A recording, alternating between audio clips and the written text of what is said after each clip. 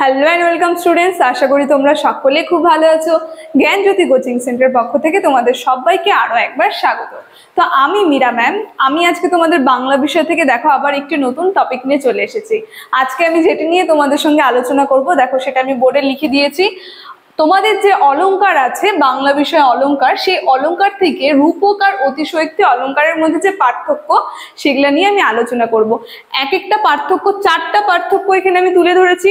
এখানে আমি খুব ছোট ছোট করে লিখেছি, হয়তো তোমাদের বুঝতে অসুবিধা হবে, তো তোমরা একটু খাতা আর পেন বের করে নেবে। আমি সেগুলো মুখে আলোচনা করব, তোমরা একটু লিখে নেবে, ঠিক আছে? আলোচনাটি শুরু করার পূর্বে তোমাদের ছোট্ট করে একটা ইনফরমেশন দিয়ে দিই। দেখো বোর্ডের কর্নারে তোমরা দুটো নাম্বার দেখতে পাচ্ছ, এটা হচ্ছে আমাদের Gyanjyoti coaching centre official helpline number. এখানে কিন্তু তোমাদের অনলাইনে ক্লাস করানো হয়, তার সঙ্গে তোমাদের নোটস দেওয়া হয়। তো তোমরা যারা যারা আমাদের থেকে নোটস পেতে যাচ্ছ বা আমাদের সঙ্গে অনলাইন ক্লাসে যুক্ত হতে চাচ্ছ, তারা এই উপরে দেওয়া নাম্বার দুটির সঙ্গে যোগাযোগ করে কিন্তু আমাদের সঙ্গে যুক্ত হয়ে যেতে পারবে, ঠিক আছে? তাহলে আমি আমার আলোচনাটি শুরু করছি। দেখো, প্রথমেই বললাম আজকে যেটি নিয়ে আমি আলোচনা করব সেটা হচ্ছে রূপক অলংকার আর অতিশয়োক্তি অলংকার যে আছে, সেই অতিশয়োক্তি অলংকার, এই দুটার মধ্যে পার্থক্য, ঠিক আছে? দেখো প্রথম পার্থক্যতে আমি লিখেছি, তোমরা লেখাটা শুরু করো এখন একটু। দেখো 1 নম্বর পার্থক্য যে আছে এটা হচ্ছে সংজ্ঞাগত পার্থক্য, ঠিক আছে?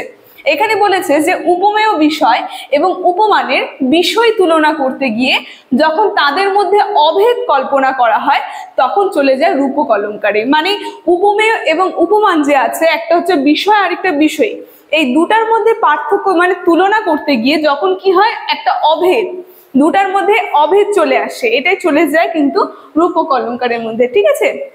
তো এরপরে অতিশয়োক্তি অলংকারের পার্থক্যটা 1 নম্বরে আমরা চলে যাই।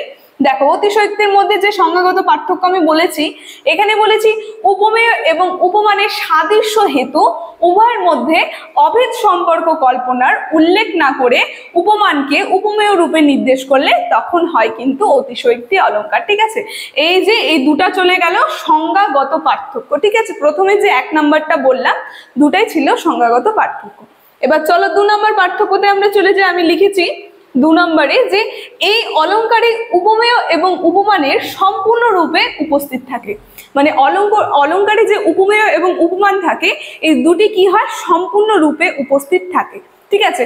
কিন্তু আমরা যদি অতিশয়োক্তি অলংকারের মধ্যে চলে যাই, এখানে আমরা দেখব এই অতিশয়োক্তি অলংকারের মধ্যে উপমেয় এবং উপমানের কিন্তু সম্পূর্ণ রূপ উপস্থিত আমরা লক্ষ্য করতে পারবো না, ঠিক আছে? থাকে না। তো এই চলে গেল 2 নম্বর পার্থক্যটা।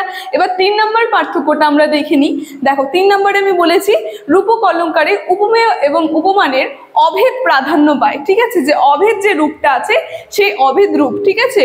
এটা হচ্ছে অভেদ রূপ হবে, সেই উপমেয় এবং উপমানের এই রূপক অলংকারে অভেদ রূপটা প্রাধান্য পায়, ঠিক আছে?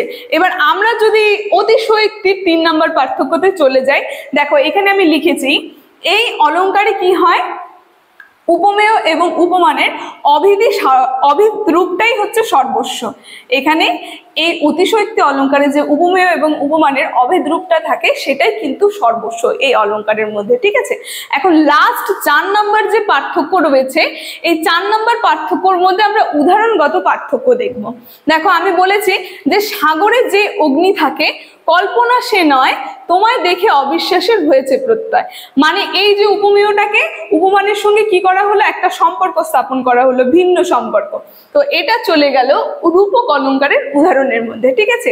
এবার আমরা অতিশয়োক্তি অলংকারের উদাহরণগত পার্থক্যটা যদি দেখি, দেখো আমি লিখেছি উদাহরণগত পার্থক্যতে, দেখি বারে আঁখি পাখি ধায়। এখানে আমরা কি দেখবো, এই যে এখানে যে আঁখি আছে, দেখিবারে আঁখি, এটা চলে যায় উপমেয়র মধ্যে, ঠিক আছে?